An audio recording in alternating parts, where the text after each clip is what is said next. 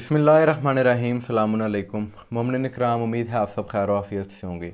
आज की ये वीडियो इसलिए भी खुशाइन है क्योंकि तकफ़ीरियत के ख़िलाफ़ एक हिकमत अमली जो कि बनाई गई है और इसके ख़ात्मे के लिए जो इक़दामात किए जा रहे हैं और उनका आगाज़ हो चुका है और उसके नताइज भी सामने आए हैं, इस हवाले से बात होगी।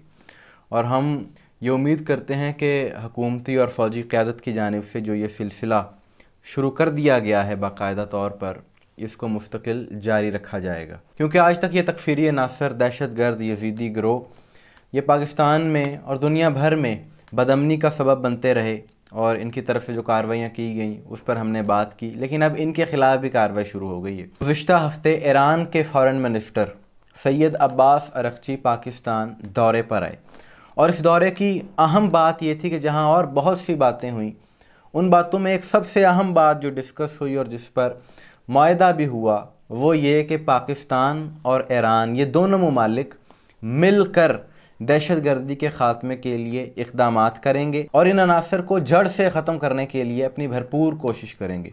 और खुशाइन बात यह है कि इस मुआहदे पर फ़ौरी तौर पर अमल भी शुरू हो गया और उसके अच्छे नताइज भी आना शुरू हुए कि 2 रोज़ पहले 6 नवंबर की रात को अफवाज ईरान और अफवाज पाकिस्तान की जानिब से एक जॉइंट मिलिट्री ऑपरेशन किया गया।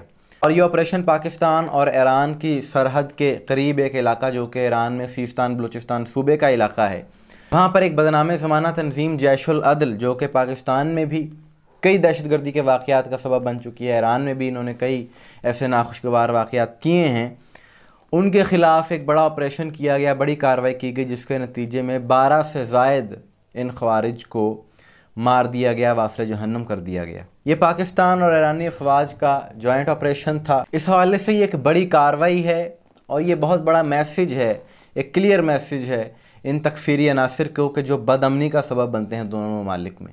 और अगर इसी तरह से इन अनासर के ख़िलाफ़ कार्रवाइयाँ जारी रहीं तो इंशाअल्लाह अनकरीब दोनों ममालिक में अमन होगा। ख़ुसूसन पाकिस्तान में जो नाखुशगवार वाक़यात होते हैं दहशतगर्दी के, बदअमनी फैलाई जाती है, शिद्दत पसंदी, इंतहा पसंदी के ये वाक़यात होते हैं, ये भी अनकरीब इंशाअल्लाह ख़त्म हो जाएंगे। क्योंकि यही वो अनासर हैं कि जो रियासत की रेट को चैलेंज करते हैं और यहीं से हर किस्म के फसाद का आगाज़ होता है। और याद रहे ये जो तंजीम है जिसके ख़िलाफ़ ये ऑपरेशन किया गया है, इसके बारे में ईरानी हुकाम का कहना है कि ये सेहूनियों की फ़ंडिंग पर चलने वाली तंजीम है, इसको सेहूनी फ़ंडिंग करते हैं। और 26 अक्टूबर को इसी तंजीम की जानिब से ईरान में एक पुलिस कॉन्वॉय पर हमला किया गया था जिसके नतीजे में 10 से ज़ायद उनके फ़ौजी सिपाही शहीद हुए थे। और इसी दिन ईरान पर इसकी जानिब से भी हमला किया गया था, लेकिन उस हमले को ईरान ने नाकाम बना दिया था। तो फिर इस तंजीम ने अपने आकाओं को खुश करने के लिए ये हमला किया जिसके नतीजे में 10 सिपाही उनके शहीद हुए।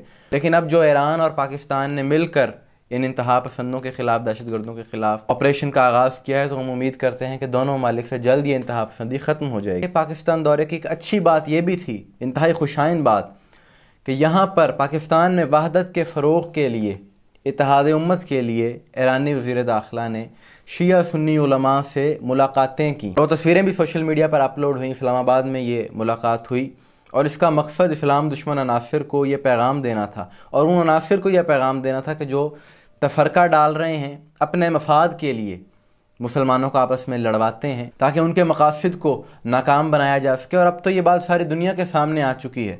जो भी अकल रखने वाला इंसान है वो ये बात समझता है, मौजूदा हालात जो कि मशरिक़ वुस्ता में है और इंटरनेशनल मीडिया ने ये चीज़ें दिखा दी हैं कि किस तरह से इस्लाम दुश्मन क़ुव्वतें लबनान में, गज़ा में फ़िरक़ावारियत को हवा देते हैं और मुसलमानों को आपस में लड़वाना चाहते हैं ताकि आपस में लड़ के ये लोग कमज़ोर हो जाएँ और वो अपने मकासद में कामयाब हो जाएँ।